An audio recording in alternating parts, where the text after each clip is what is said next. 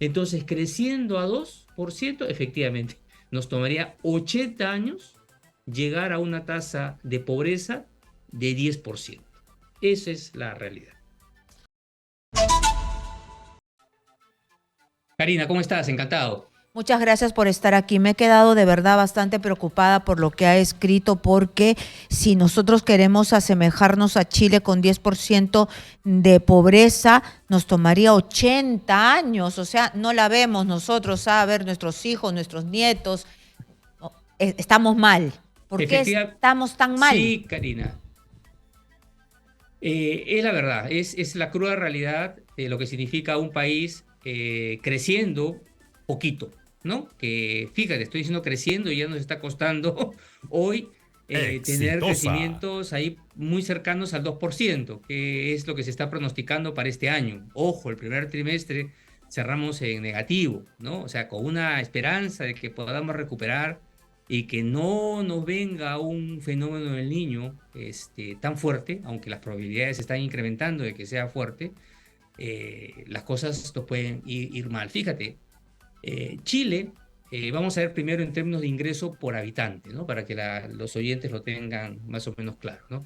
Chile actualmente tiene cerca de 30.000, genera cerca de $30.000 por habitante. Es decir, todo lo que produce Chile lo divide entre sus habitantes y nos da aproximadamente $30.000, ¿no?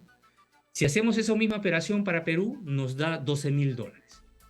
Si es que asumimos que el Perú, por ejemplo, va a crecer ese ritmo de 2% al año y Chile se queda por un momento congelado en esos $30.000, nos tomaría 40 años, en ese caso, llegar al nivel de ingreso por habitante de Chile, o sea, converger al nivel de Chile en términos de ingreso por habitante, nos tomaría esa cantidad de años, ¿no? En ingresos. Ahora, si lo vemos por el lado de pobreza, como comenzaste resaltando, ya la cosa incluso es más compleja, porque ahora de ese ingreso por habitante ahora hay que pensar, oye, tengo que disminuir los 27,5% de la población que hoy es pobre, de acuerdo a los datos del INEGI. Chile hoy tiene cerca de 10% de su tasa de pobreza. Perú tiene 27,5%, Chile tiene 10%. Entonces, creciendo a 2%, efectivamente, nos tomaría 80 años llegar a una tasa de pobreza de 10%. Esa es la realidad. Pero nosotros tenemos inestabilidad política, Exitosa. pero también tenemos muchísimos recursos. Tenemos la minería, tenemos la pesca, tenemos turismo, tenemos tantas cosas. ¿Qué es lo que nos aplasta? Nos aplasta la corrupción, la ineficiencia, que no nos permite, porque ya hemos sido el milagro latinoamericano, ¿no? ¿Qué pasó? ¿En qué Es que, momento metimos la pata? es que, lo has dicho perfectamente, es que lo hemos sido, o sea, eh, llegar a converger más rápidamente, por ejemplo, si queremos obtener una tasa de pobreza de Chile del 10%, lo podemos hacer en una década, pero en una década creciendo a 6%. Y eso ya lo hemos hecho. Ya ha sucedido esto en el periodo 2000-2010. Hemos visto esto que hemos denominado un milagro muy corto, lamentablemente, porque luego nos hemos perdido pues, en todas estas situaciones de inestabilidad política. A la fecha tenemos 7 presidentes por año, más o menos es lo que tenemos, ¿no? Como referencia. No hay consenso entre el sector, entre el Congreso, el Ejecutivo, corrupción que según la Contraloría General de la República está cerca de los 20.000 millones de soles. O sea, ese es el problema de fondo. Y claro, estamos, como decía la frase Salazar Bondi, sentados, somos un mendigo sentados en una banca de oro textualmente, porque, por ejemplo, tenemos una cartera de inversión en minería, hablando de esa riqueza que está ahí para extraerla, de 50.000 millones de dólares la cartera, que si se lograra invertir o activar eso en la próxima década, rápidamente llegaríamos a esa tasa de pobreza en una década, solamente activando la minería, pero claro, estamos perdidos en los conflictos, en las invasiones, en las marchas, las protestas. Esto es lo que nos tiene paralizado y ahora más que nunca lo vemos, ¿no?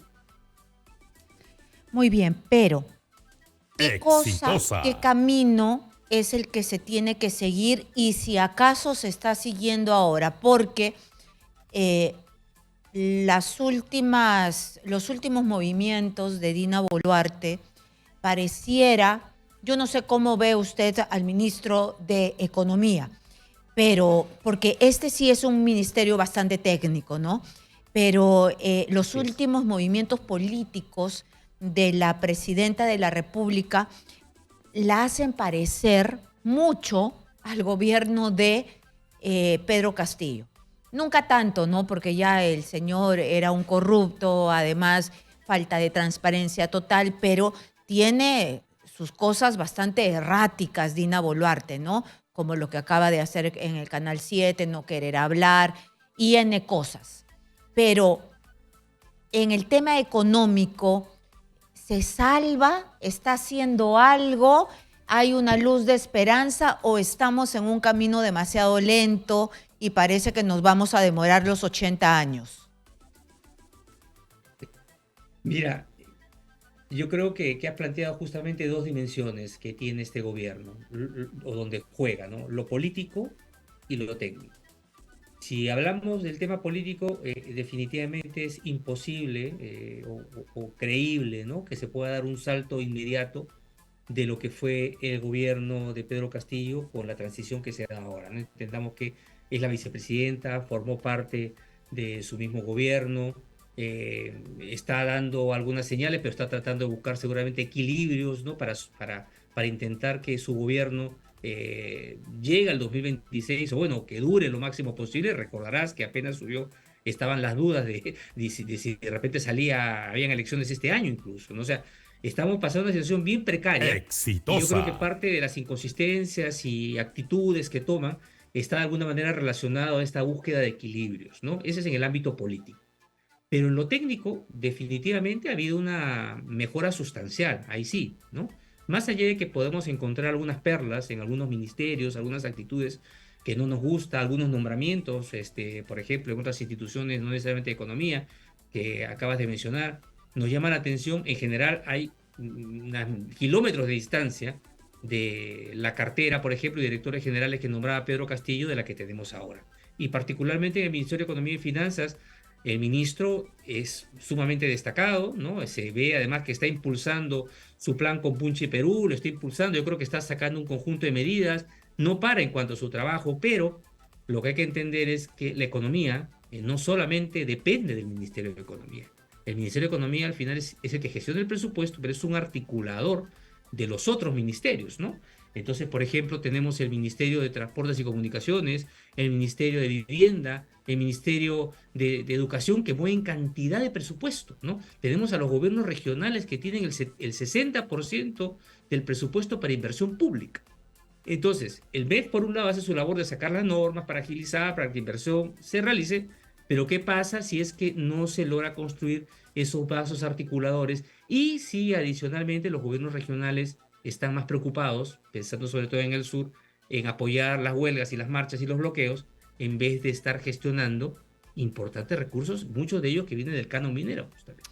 ¿Qué hacemos entonces? Porque hay algunas veces que también uno revisa el gasto que vienen haciendo los gobiernos municipales, los gobiernos regionales, y no se gasta como se debería gastar, al ritmo que se debería gastar, de repente porque no tienen técnicos, porque Exitosa. la obra está mal planteada, tienen que volverla a hacer. ¿Cómo se ayuda para que esto fluya más rápido? Si lo que se dice en este país es que no hay trabajo, pero si hay una serie de profesionales que salen de las universidades y están pateando latas, ¿por qué no generar una especie de puente entre los que saben y los que tienen el dinero ahí amontonado y no pueden sacar sus proyectos?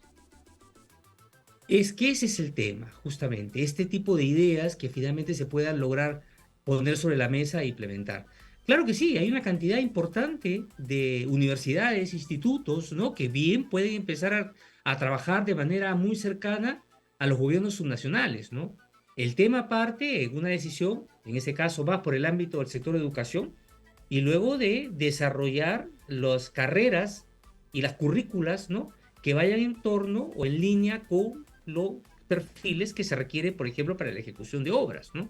Por ejemplo, en los gobiernos nacionales donde fallan garrafalmente y desde minuto cero es en lo que se llama el desarrollo de los expedientes técnicos, ¿no? El expediente técnico, para que lo entienda la audiencia, es que si yo voy a construir un puente, tiene que tener un sustento de cómo se va a desarrollar, las características ingenieriles del caso. Yo requiero ingenieros, requiero arquitectos, requiero gente, y mejor aún si están dentro de la propia población. En segundo lugar, tienes que tener un tema de carrera, y esa es otra cosa donde fallamos, ¿no? Es decir, ¿cuánto se le va a pagar?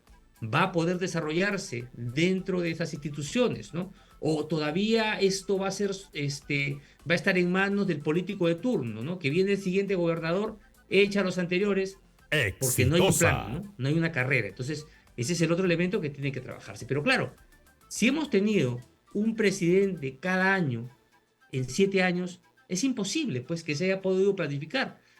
Digamos que alguien de repente tuvo la idea que estoy comentando, pero después vino otro presidente. Y se Hemos tenido acabó la luego idea. año y medio de un presidente nulo, que esto no le interesaba. Hoy veamos si se pone en marcha, imagínate esta idea, roguemos que el gobierno dure, porque si no dura, entonces vamos a seguir con el mismo tono. Entonces, eso es lo que hay que entender. Un gobierno o un país que tiene un presidente por año, imagínense los ministros, directores generales que cambian y rotan más, jamás va a poder planificar. Ese es el problema en que nos encontramos.